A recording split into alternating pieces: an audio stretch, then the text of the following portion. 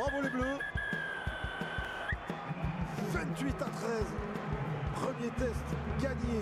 Cette victoire des Pumas sur le score de 33-25. Ce qui change réellement par rapport à la semaine dernière, en réalité, c'est le niveau de jeu des Pumas. Déjà, en conquête, ils ont décidé de pas se faire violent en mêlée, sans mauvais jeu de mots, et ils ont décidé de pas se faire monter en l'air en touche. Mais aussi, c'est réellement dans le jeu que ça a changé. Tu as l'impression qu'ils ont décidé d'appuyer sur le bouton avance rapide par rapport à la semaine dernière. Il y a eu énormément de vitesse sur les prises de balles, les impacts claquent, ils gagnent les duels et les collisions, et ils arrivent notamment à faire vivre le ballon au contact. Et là où la différence, elle se fait, et ça va être un petit peu la première partie de cette vidéo, c'est qu'ils ont réussi à jouer très proche de la ligne défensive française et surtout à faire des bons choix de lecture, à mettre les mecs dans les intervalles. Alors soit c'est dû à une mauvaise défense de l'équipe de France, ou soit c'est dû au fait que l'Argentine a bien attaqué. Peut-être les deux aussi. Et en réalité, ils ont proposé des options qu'on n'a pas l'habitude de voir. C'est un petit peu comme la micro-attaque que l'Irlande a sortie, là, il faut que je la reprenne. D'ailleurs, je vais sortir bientôt ma formation sur les micro-attaques, où il y a 3 joueurs, tu as le joueur intérieur qui s'écarte et un joueur axe qui vient prendre sa place. Et ça permet en réalité de perturber les leaders défensifs, et notamment quand tu es habitué à défendre sur un bloc 10 avec 3 joueurs, chacun a son vis-à-vis, et tu as le 4e qui vient défendre le dos. Et bien les Argentins, ils ont un petit peu innové, puisqu'ils ont proposé un bloc 10 à 4 joueurs à plusieurs reprises dans le match. Quand on prend cette relance de jeu à 4 minutes 40, on a un ruck bord de touche. Tu te retrouves avec un bloc 10 à 4 joueurs à plat. Lorsque le second prend la balle, généralement, il lève au +1 ou donne dans le dos au 10. Et bien là, il donne au 4e joueur et le -1, donc le 3e, bascule dans l'axe. Et pour la défense, c'est assez complexe de lire ce genre de situation, car les mecs sont focalisés sur le porteur de balle et t'es habitué à défendre à 3 joueurs sur le bloc 10 et pas 4. Le 4, il défend vraiment l'intervalle dans le dos si ça joue en pivot pour le 10. Sauf que quand tu es habitué à ce genre de structure, et qu'en face on te propose des variations, et ben il y a un temps d'adaptation tout simplement. Et je me suis demandé si c'était volontaire ou pas de la part des Argentins d'envoyer ce bloc 10 à 4 joueurs. Parce que quand tu regardes un match, il y a des choses que tu vois, où tu te dis ok c'est très bien joué, ils tentent d'innover, alors que des fois c'est tout simplement de la lecture. Et il faut que dans un match tu arrives à retrouver plusieurs fois la même chose, ou quand tu regardes plusieurs matchs, tu arrives à retrouver des structures qui sont similaires pour te dire ok ça appartient à leur système de jeu ou à leur micro-attaque. Et bien pour le coup je pense que c'est volontaire de la part des Argentins d'avoir ces relances de jeu à 4 joueurs dans le bloc 10, car on le retrouve à différents moments, par exemple à 61-50. Et ça me fait un petit peu penser à la façon dont les Japonais animaient leur système de jeu avant la Coupe du Monde, puisque les Japonais, ils utilisaient un système de bloc 10 à 4 joueurs avec énormément de variations. D'ailleurs, j'ai une vidéo là pour les membres où j'analyse un petit peu en fait les différentes options qu'ils ont sur ces relances de jeu à 4 joueurs, qui sont en réalité extrêmement intéressantes. Mais là, tu peux toujours me dire, ok, c'était de la chance, tu as eu 2 fois l'action dans le match. Et t'aurais raison, mais ben, à 63-40 par exemple, t'as exactement la même action. Une séquence pour les Pumas avec un gain de terrain, et ce bloc 10 qui se met en place à 4 joueurs. Et en effet, c'est très très dur de défendre sur ces 4 joueurs, et hop, le 2, il est touché, et il saute le 3 pour le 4. Même sanction avec un break. Et alors là, je suis à peu près sûr de mon coup, c'est-à-dire que quand tu arrives à retrouver plusieurs fois la même structure, et notamment 2 fois où ça break dessus, tu sais que c'est volontaire. Et donc là, c'est ce que je me suis dit, soit l'Argentine a fait évoluer son système de jeu, puisqu'il ne faut pas oublier qu'on est post-Coupe du Monde, et donc toutes les équipes là, elles vont tenter des choses, le rugby va évoluer. Avant la Coupe du Monde, il évolue pas trop parce que tu veux pas tenter des choses qui seront facilement lisibles ou trop facilement défendables, mais en revanche, post-Coupe du Monde, t'essayes. Et après les matchs de la journée, quand t'as vu l'Angleterre, Nouvelle-Zélande, même le Galles, Australie et le Irlande, Afrique du Sud, Irlande d'Afrique du Sud d'ailleurs, qui ressemblait un petit peu à un tournoi de MMA à 15 contre 15, après la semaine qu'on a vécue avec le 15 de France, avec tous les déboires qu'il y a en dehors, et la purge qu'on a vue la semaine dernière, mais en fait, je vous avoue que j'avais à peine envie d'allumer mon téléviseur en me disant, mais en fait, ça va être inintéressant au possible. Et bah, j'ai bien fait de l'allumer. Côté argentin, c'est sûr qu'ils allaient vouloir se racheter de la semaine précédente, parce que le spectacle désolant qu'ils nous avaient proposé, ils ont pris une toise à domicile, tu sais qu'ils sont obligés d'élever leur niveau de jeu, en fait, et de proposer autre chose, ils vont jouer le Four Nation quand même. Non, pardon, le Rugby Championship. Et en réalité, ça a été un match extrêmement plaisant, avec beaucoup de prises de risque des deux côtés. Les Argentins avaient décidé d'envoyer un gros volume de jeu, et donc sur toutes les pénalités, ils décident soit de jouer à la main, ou soit de prendre les pénales touches. Dès la 5e minute, les Argentins, ils jouent une pénalité 15 mètres en face des poteaux à la main rapidement. C'est logique comme choix, hein. Tu te fais ouvrir la semaine précédente, là t'es chez toi, t'as envie de te rattraper avec la manière. Par contre, je pense pas que le choix aurait été le même contre les Box ou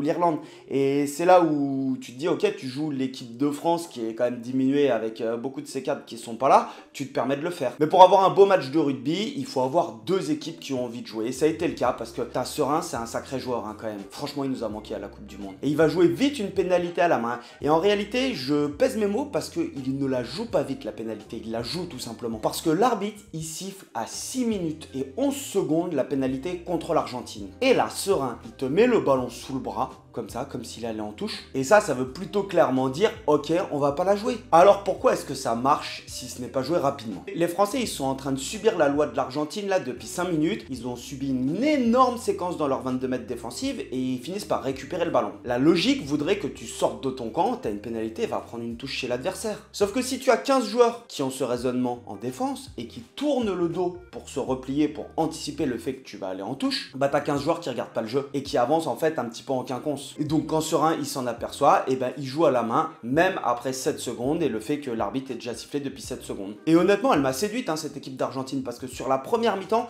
leur timing et leurs axes de course, que ça soit sur les lancements de jeu ou dans le jeu courant, sont extrêmement intéressants. Alors là je sais pas si j'extrapole ou si c'est juste une interprétation que j'en fais, mais en tout cas les connexions avec Frisch au centre, elles se sont pas hyper bien passées. Mais en réalité je pense que c'est plutôt la connexion avant 3/4 qui s'est mal passée à plusieurs reprises sur le match. Dès l'entame, au bout de 20 secondes, on se retrouve avec les Argentins qui viennent attaquer le centre du terrain. Ils ont un bloc 12. Là, il y a une réelle déconnexion entre les avants qui gagnent du terrain avec Cancorier et Pesanti, tandis que Frisch et Gaëtan, ils sont en contrôle en anticipant le jeu dans le dos. Et donc, en réalité, ça te fait une véritable déconnexion avec deux avants qui montent et 2/3 qui commencent eux à anticiper, à passer en fréquence pour contrôler le surnombre. Et ça c'est un réel souci. Je pense que c'est plus un souci du fait que en fait t'as des réglages. On s'en rend pas compte quand on regarde un match pro à la télé, mais au bout d'un moment t'as des repères communs à avoir avec tes partenaires et t'es obligé de te régler. Ça se fait avec le temps et les entraînements. Et on a la même chose à partir de phases statiques, notamment à partir d'une touche. Les Français sont initialement bien placés sur touche. Ils défendent bien, donc tu as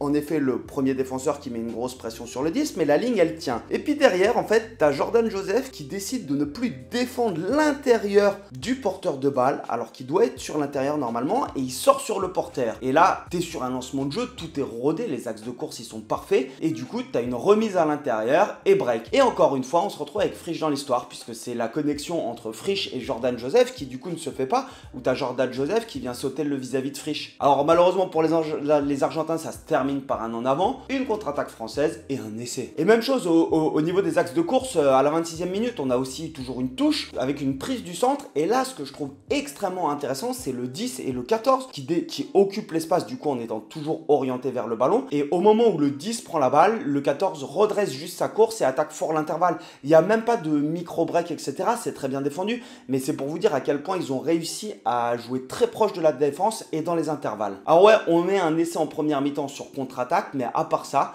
j'avais l'impression qu'on voyait pas trop la balle. Alors j'ai revu le match une seconde fois ce matin et en fait on voit un petit peu la balle mais on est relativement stérile sur les possessions qu'on a. Après on a quand même un bon lancement avec cette mêlée à la 22e où tu as Frisch qui arrive à parfaitement changer son angle de course en fait pour venir attaquer la zone de cassure à l'intérieur du premier défenseur et c'est extrêmement joué. En réalité ça amène la plus belle possession de l'équipe de France du match pour moi. Elle va se solder par 3 points qu'on va mettre mais c'est la seule fois réellement où on a le ballon et on génère de l'avancée, on arrive à multiplier quelques séquences. Et donc on arrive à la pause avec une très belle équipe d'Argentine qui mène 21-10 et en réalité c'est trop facile. Quand même il faut le dire, hein, tu prends un essai juste avant la mi-temps avec une touche, un lancement à partir de touche où c'est le 10 qui vient, alors Frisch arrive trop rapidement, du coup il prend une pommette par le 10 et derrière c'est le 10 qui embarque 3 joueurs dans l'embut. Oh, sur un lancement de jeu le 10 il arrive à faire une passe, redoubler, redresser sa course et oh non, au bout d'un moment faut être un peu plus rugueux en défense. Et la question que je me pose à la mi-temps, c'est est-ce que l'équipe de France qui est jeune, du coup qui a cette fraîcheur, cette jeunesse, elle va trouver les arguments pour réussir à rétablir la balance en fait et tenir un petit peu plus le ballon et mettre les pendules à l'heure, en fait mettre cette équipe d'Argentine en difficulté parce que j'ai pas l'impression qu'on les met réellement en difficulté en première mi-temps. Et pour moi en fait on va réussir à se remettre dedans mais avec 2 gros coups de moulasse, faut le dire, hein. Mais des fois il en faut pour gagner, hein. J'aurais bien aimé contre l'Afrique du Sud mais un jeu au pied contré par Gaëtan, il court et il marque. Et voir ça c'est très beau hein, parce que ce qu'il fait c'est extrêmement compliqué. Tu contres un ballon, tu relèves la tête, tu ne sais pas où est le ballon et elle lui revient dans les mains et il file marqué. Bon, gros coup de moulasse, mais au bout d'un moment, t'es allé le chercher ton coup de moulasse. Le second, c'est sur un lancement de jeu qui est bien réalisé par la France à partir de mêlée où on déplace le ballon. C'est très très bien défendu par l'Argentine et donc logiquement quand tu n'arrives pas à trouver de décalage sur un lancement de jeu, la France pousse au pied dans le dos de la défense. Et là, coup du sort, soit une mauvaise appréciation de l'arrière argentin, soit un rebond capricieux, il prend un magnifique contre-pied pour Atis Ogbe qui prend la balle pour aller marquer. Et là encore, une fois de plus, je ne suis pas d'accord avec les commentateurs qui disent que le rapport de force s'est inversé sur la seconde mi-temps. Non, le score s'est inversé, on a repris le score sur le match, mais avec un jeu au pied contré et un rebond qui fait que tu vas marquer. Alors oui, il faut les avoir ces occasions, oui, il faut les provoquer, mais c'est pas pour autant que le rapport de force s'est inversé dans le jeu. On se nourrit des erreurs adverses comme on a l'habitude de faire, on est extrêmement pragmatique sur les erreurs adverses, mais c'est pas pour autant que tu joues mieux au rugby ou que le rapport de force s'est inversé, parce que c'est les Argentins qui arrivent à tenir le ballon et multiplier les séquences. Et là, c'est un petit peu le moment, c'est triste à dire, hein, mais qu'on attend tous depuis quelques temps sur les matchs internationaux, et c'est un petit peu rentré dans la norme. Quel joueur va mettre tête-tête ou épaule-tête pour qu'on puisse avoir un jaune, un bunker et potentiellement un rouge et accuser l'arbitre? Alors ouais, il y en a certains dans les commentaires, ils vont me dire il n'y a rien du tout sur le jaune que prend Colombe. Mais en réalité c'est trop dangereux. Tu as un contact avec la tête de l'adversaire, c'est banni, c'est comme ça. Il y a trop de soucis avec les commotions et il faut pas prendre de risques avec ça. Colombe touche la tête, il prend un jaune, basta. Et la vérité c'est que le bunker ça permet de gagner du temps. T'es pas obligé de revoir 10 fois la même action où c'est stoppé et l'arbitre qui veut pas faire d'erreur. On l'a vu sur tous les matchs de la journée, dès qu'il y a une interrogation, on se prend pas la tête, c'est jaune bunker. Et on gagne du temps. Ce qui est plus critiquable en réalité pour moi, c'est la tolérance des arbitres sur certaines actions, alors pas sur ce match-là, mais on l'a vu sur Irlande-Afrique du Sud où tu as des jaunes normalement qui doivent se transformer en rouge si tu veux réellement protéger les joueurs. Mais là, on rentre dans un autre débat. Pour le coup, là, le jaune, il reste jaune et ça me semble cohérent. Après, il n'y a pas grand-chose à dire. Honnêtement, l'Argentine, il gagne le match. Toi, tu as mis un essai en contre-attaque, tu as mis un essai sur un coup de pied contré et tu as mis un essai avec un jeu au pied où tu as le rebond. Alors ouais, il faut les mettre ces essais, mais tu les mets dans le jeu. Je ne les ai pas trouvés plus dangereux que ça. Je pense effectivement qu'on était un petit peu éteint avec ce qui s'est passé avec la semaine du 15 de France. Je suis pas revenu dessus pour tout simplement parce que j'étais en stage rugby et que quand t'es de 8h à 18h sur les terrains, franchement j'ai pas le courage de faire des vidéos le soir. Je vais essayer de m'attaquer pour la semaine prochaine à une vidéo sur Antoine Frisch, mais je vous avoue que ça m'a mis un petit coup sur la carafe en fait ce qui s'est passé en équipe de France, parce que qu'il soit condamné, enfin qu'il soit coupable ou non coupable, les joueurs, c'est pas moi qui vais le décider et je pense que la justice doit faire ses choix. Mais ce qui me dérange plus en fait, c'est que tu aies autant d'histoires autour du 15 de France pour des mecs qui vont passer 2 semaines en Argentine pour représenter leur pays. Alors Melvin Jaminet, lui, je pense qu'il s'est doublement tiré une balle dans le pied. Premièrement, en allant à Toulouse, en se chauffant le banc de touche à Toulouse, il revient à Toulon. Et alors là, t'as Toulon qui voudra plus de lui, t'as son équipementier qui veut plus de lui, l'équipe de France ne veut plus de lui.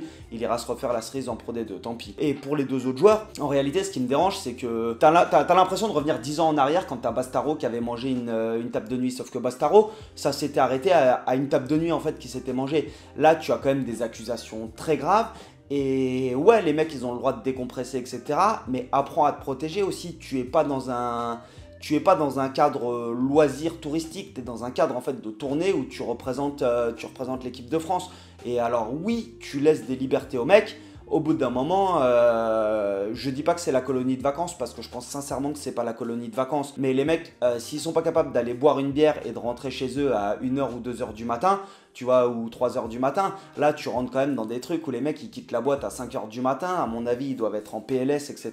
Et j'espère que ça se terminera bien pour eux et qu'on s'apercevra que ça sera une arnaque. Mais quand on arrive à des événements extra-sportifs comme ça qui polluent l'environnement du rugby, en réalité, que ça soit vrai ou pas, ça ne changera pas l'image que ça a donné du rugby. C'est-à-dire que là, ça fait tous les gros titres, tout le monde ne retiendra qu'une chose, pas le dénouement de l'histoire s'ils sont coupables ou pas, mais tout le monde retiendra en fait ce qui a été dit là. Et ça, c'est plus emmerdant pour moi pour le rugby. Bon allez, je m'arrête ici, on verra bien ce que ça donne. Grosse topette et on se revoit la semaine prochaine. Allez, bise.